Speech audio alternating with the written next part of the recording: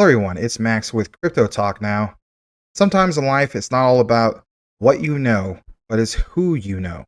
And in the case of Neil Smith, it's just that knowing that a person like him can bring a lot to the table as far as quant goes. Without further ado, let's go ahead and jump right into it. So, of course, shout out to this particular individual on Twitter who brought this information, who is at Gang Calls. And I highly recommend following him if you're really into quant. He has a lot of updates. He has great research. I went ahead and followed him. And if you happen to be watching at some point, thank you for your content. So, for one, he mentions this is about 8 hours ago. I think one of the things about quant is that I find often underappreciated is the fact that they had Neil Smith join their board of directors, who is basically Neil Schmidt, or Smith, I should say. Neil Smith began his long-running historical career in technology and ISP as the president of Time Warner's America Online Access business. If you were ever around during the late 90s, early 2000s, you remember the days of all the dial-up internet. Nonetheless, you realize how AOL Time Warner was a big powerhouse player in that sector. Like it also mentions, overseeing internet access services, including AOL, CompuServe, and Netscape, internet service provider. If you're born prior to the 90s, like I mentioned, AOL is the name that you'll recognize as one of the dominant online tech companies at the time, which is very, very true. Netscape was similarly very influential at the time and produced a number of foundational staples of the internet and web development community today. Fun fact, HTTP cookies were invented by a founding engineer of Netscape and was the massively popular programming language JavaScript founded by the now renowned developer Brandon Ike, who also went on to create Brave Browser and BAT. I'm going to take a moment to reflect on that. So, for instance, if you're not familiar with the likes of what happened with Web 2, we're always talking about Web 3. Well, the real significant things of Web 2, like Charles Hoskinson of Ada is basically referred to many times, and that is just that JavaScript. JavaScript really changed the game, if you will, when it comes to things that we basically take for granted for the likes of social media, um, APIs, those type of things. Without JavaScript, I don't think we would be here where we're at right now, as we speak, to say the least. So JavaScript was absolutely huge. Going a little bit more further into some of this, and it's just really cool to notate some of this because, I mean, if anything, it gives you a broader perspective of what Quant is all about. So Netscape, for instance, also developed SSL, which was used for securing online communications. Excuse me. Before its successor, TLS, took over. Though Netscape went defunct in 2003 and ultimately did not succeed, Neil Smith's career in technology and internet connectivity had just begun. Neil Smith became CEO and Director of Charter Communications from 2005 to 2010, the second largest cable operator in the United States and a telecom mass media company with assets currently valued over $144 billion and had over 100,000 employees. Then later in 2010, he became the CEO of Comcast and served in that role until 2017. Neil Smith helped build Comcast Cable into the top cable and broadband company in the nation, a giant whose name is omnipresent today. Now, I'm going to read a lot of this verbatim because it's just a lot of good research. There's some areas where I will skip, but for the most part, it is going to be verbatim. It mentions Xfinity, a subsidiary of Comcast, went from roughly 24 billion in revenue in 2007 to 50 billion in 2016. And Neil Smith oversaw the entire business operations in the majority of that time period. Comcast is and has been an incredibly influential company, the importance of which can't be understated. Some subsidiaries of Comcast include Xfinity, MSNBC, NBC, Universal, DreamWorks, Peacock. There's some things, of course, happen with this campaign. I don't want to get into all that because, trying to stay neutral in that regard. During the time of Neil Smith's leadership at Comcast, the company went from 3.6 billion net income for the year of 2010 to 22.7 billion in 2017. Of course, some of the highlights in regards to that employees' net income kind of get the gist.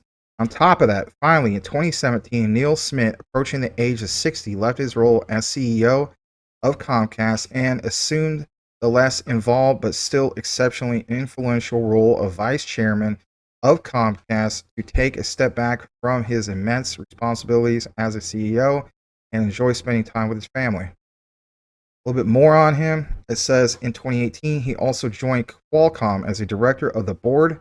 Qualcomm has over 40 billion in assets and a dominant market share of many areas fundamental to modern mobile devices and internet access.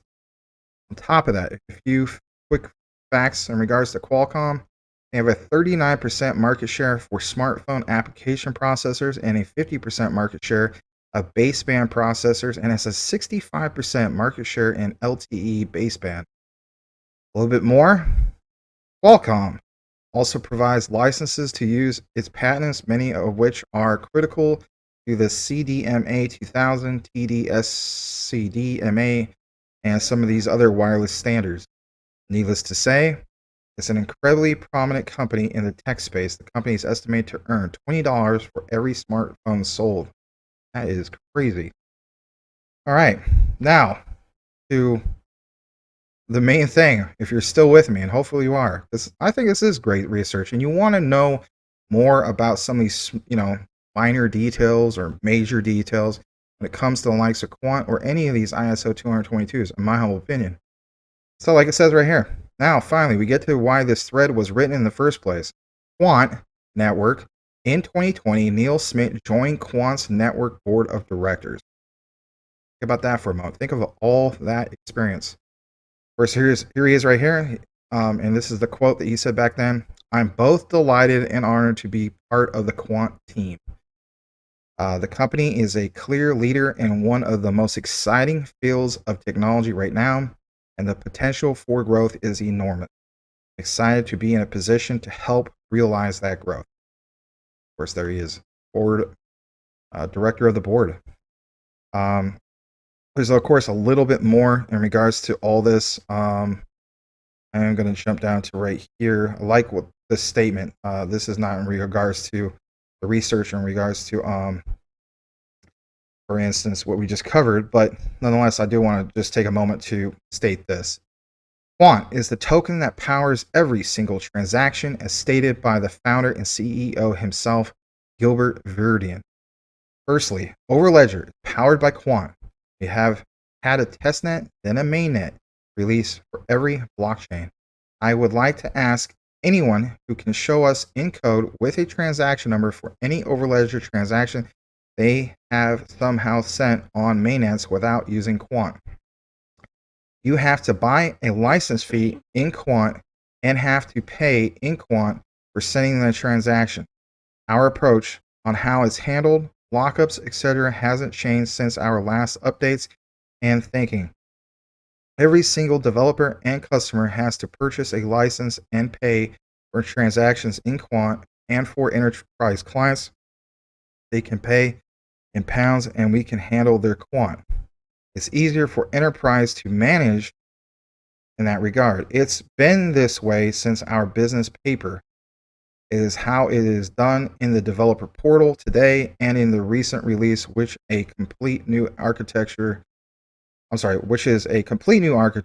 July. The comments from Carlo were incorrect, and he has been with the company since the beginning of July. He doesn't know, and this wasn't his role regarding that. That was responding to some misinformation / FUD, to say the least. Now, in regards to a little bit more of this, you can see a little bit more if you want and read the whole entire thing. But I just mainly want to cover some more of just that. I will take a moment on this part because I think it is significant. So check this out. It says, take note that every technological adoption curve hits an inflection point where usage grows exponentially. I'm going to zoom in on this a little bit. So for instance, it says Bitcoin enters growth phase of S-curve. All right, penetration of target market is over here. The innovation phase, right? There's all those type of things, early adopters. shows basically where we are at, right? We're at the still kind of like in these early stages, right? Um, and if anything, I think that's why we still see some of these prices where they're at. Yeah, keep in mind for people that originally joined with Quant. I mean, they saw it go from like a dollar to basically what it is right now, and they even seen as high as over $400. I know it seems kind of crazy when you hear all these price predictions, and it seems nuts. It just seems like people are just throwing out these crazy numbers like $100,000 a quant. People say, well, how is that even realistically possible? It is possible when you think about what quant is connected to and how everything is connected to just that. Um, it's again the adoption, but it's not just the adoption; it's the technology that allows for the what, the adoption. Um, and if you look at it from a different point of view, you know, I understand there's going to be a certain crowd of people who are going to say 500, 500 billion market cap is just nuts, or over a trillion is just nuts because they always compare it to the top players right now. For instance, like back in late 2021, we saw like what 3 to 4 trillion global market cap, and some people think there's no way we'll ever achieve this with the likes of these ISOs, right? But the reality is, yes, we can, because once you have 2 to 3% of the overall adoption happening on a consistent basis, as in daily, right? When the light switch gets turned on, if you will, when it comes to these particular crypto projects that are ISO 222 compliant, like the likes of Quant, XRP, XDC, Stellar Lumens, you get the gist. There's more, but you will have more of a firm understanding of how it all works. So if you're actually new to watching some of these videos, again, I can understand that perspective because you're basing it on your experience from Bitcoin, Ethereum, et cetera, et cetera. But again, it's just that once we have something, and we do, that the masses, as in like the central banks, payment APIs, different companies from that regard, I mean, PayPal, on and on, right?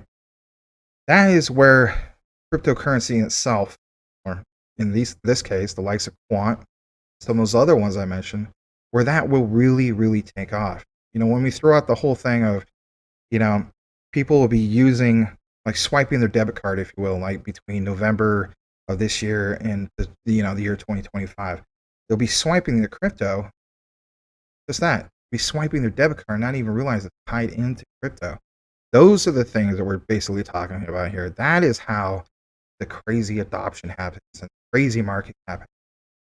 So again, I would advise you guys to take a little bit more into this. Again, shout out to this particular individual. I think it was pretty cool to see some of the things that he posted. Like he mentioned, if you got some value out of this thread and want to spread some quant knowledge, I would greatly appreciate a retweet on this thread, and I'll follow until next time. And I'm definitely going to do that. And I'm going to even shoot him a link later when the video is done. So, nonetheless, guys, that is it in regards to some of this research. I know it's a little bit longer video.